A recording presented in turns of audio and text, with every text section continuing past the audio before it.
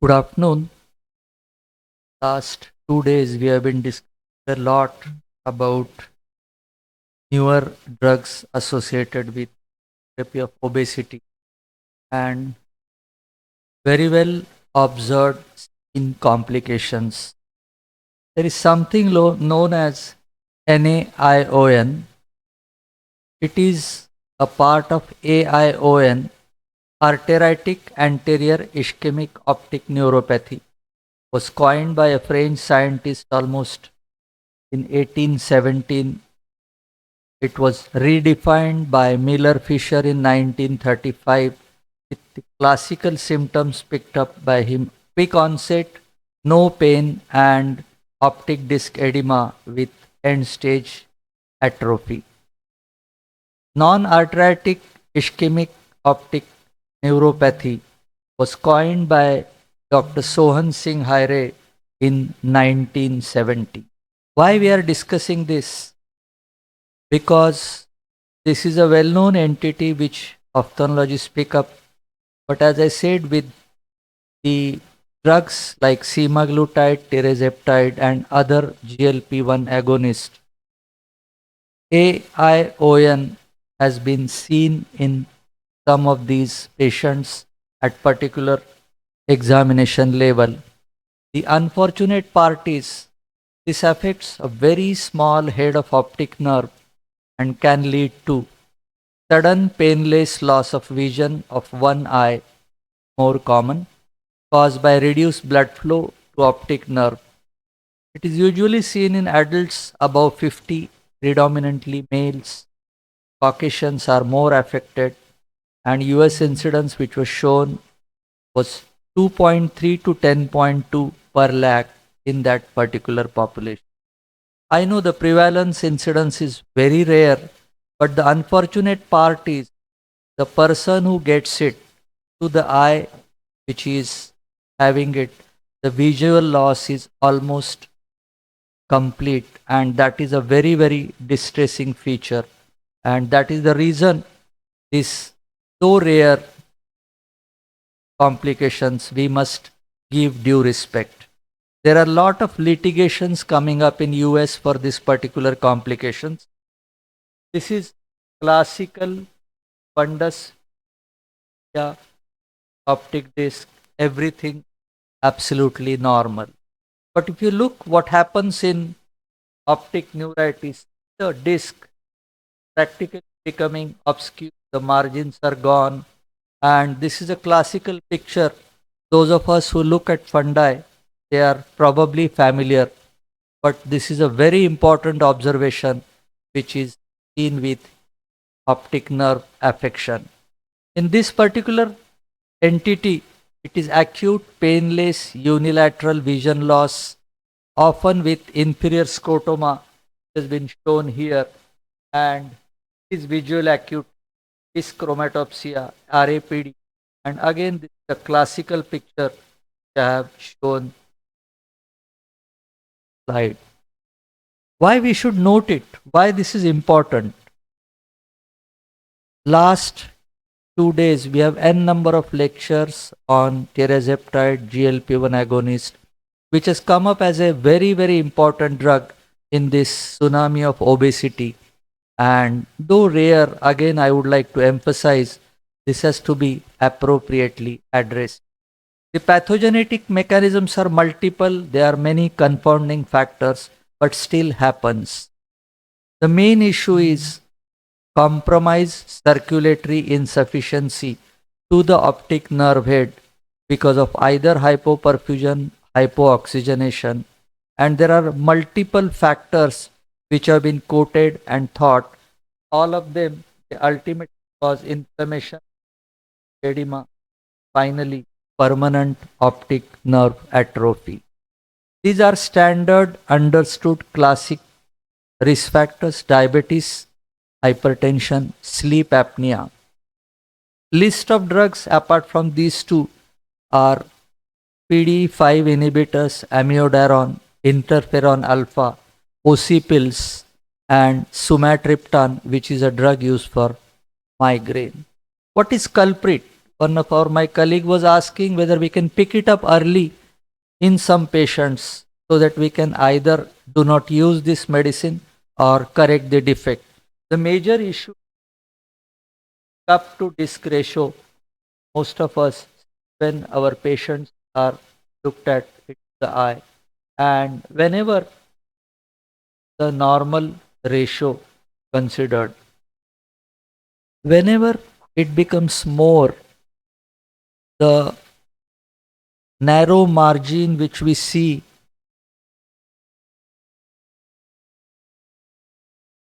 around this cup becomes more and the disc becomes smaller comparatively, and this narrow margin at the periphery of cup and in between disc leads to ischemia of the disc head and causes this particular pathological issue.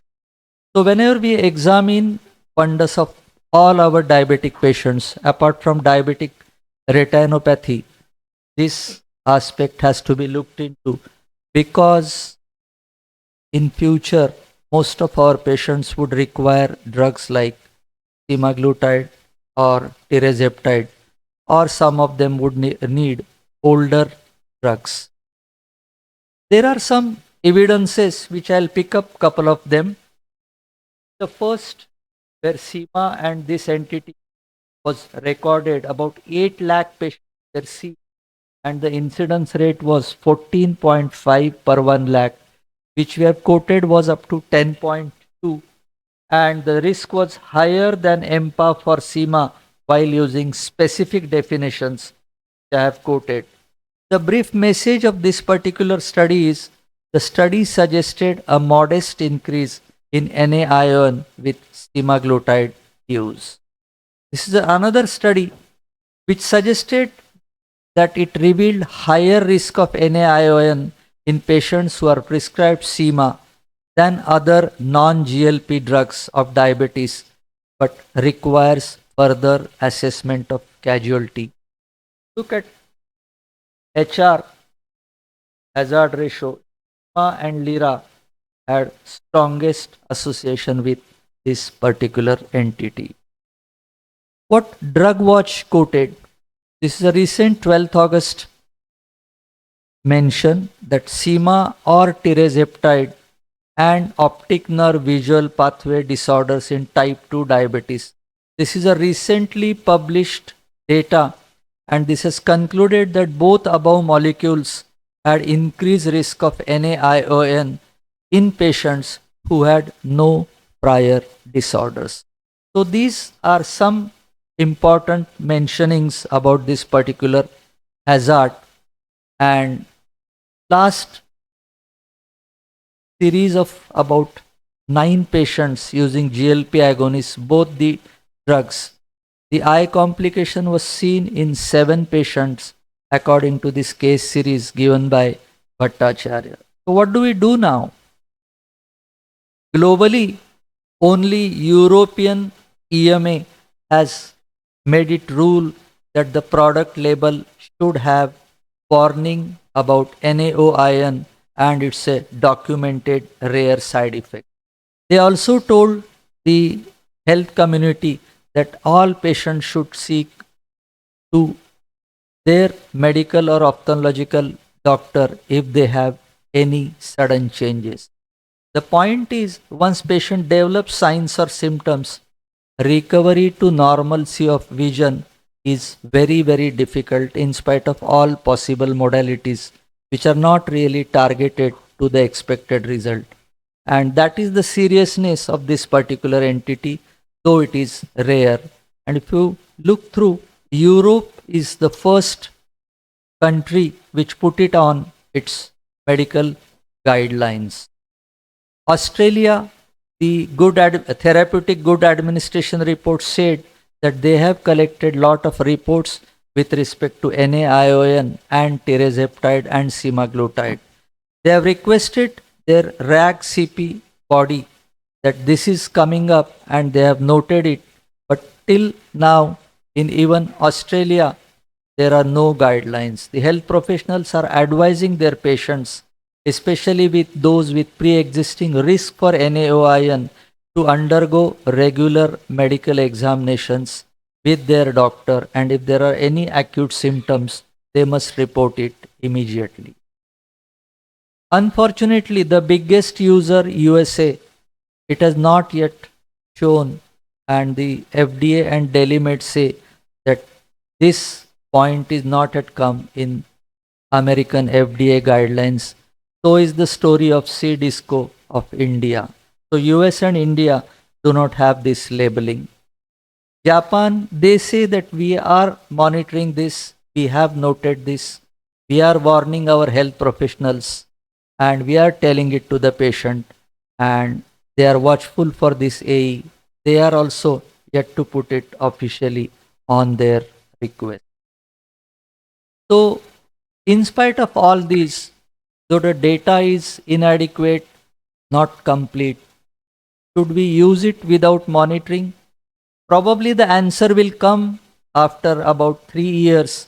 Focus is a dedicated long-term diabetic retinopathy trial conducted to establish effect of once week SC semaglutide 1 milligram on the development of progression of diabetic retinopathy.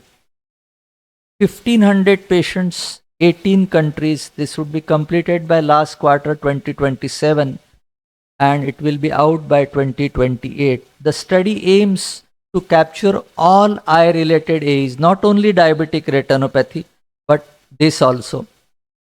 And probably after this study, we will have a final answer. Till then, I think we have to respect this rare but vision threatening complications, and as per our regular recommendations in diabetics or probably obese people, we have to look at the eyes for retinopathy, CD, that is cup to disc ratio, and if it is abnormal, I think we have to be watchful apart from all those. And yes, definitely diabetic, obese, hypertension, OSA, and hyperlipidemic patients should be under more of risk. And that is the reason why we should do. Though there are surgical options, steroids are used, aspirin is used, anti-VEGF are used, but the outcome improvement in therapy, the results are not satisfactory.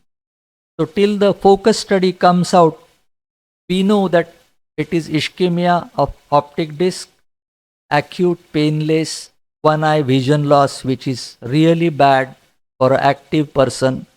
Risk factors are well understood: diabetes, coronary heart disease, hypertension, hyperlipidemia, OSA, and drugs which we have quoted.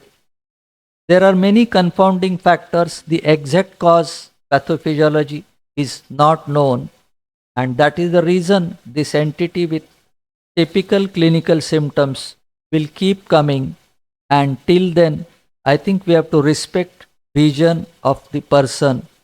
We must watch at the disc at risk, and regular retinal assessment along with CD ratio, cup to disc ratio should be done. Thank you very much.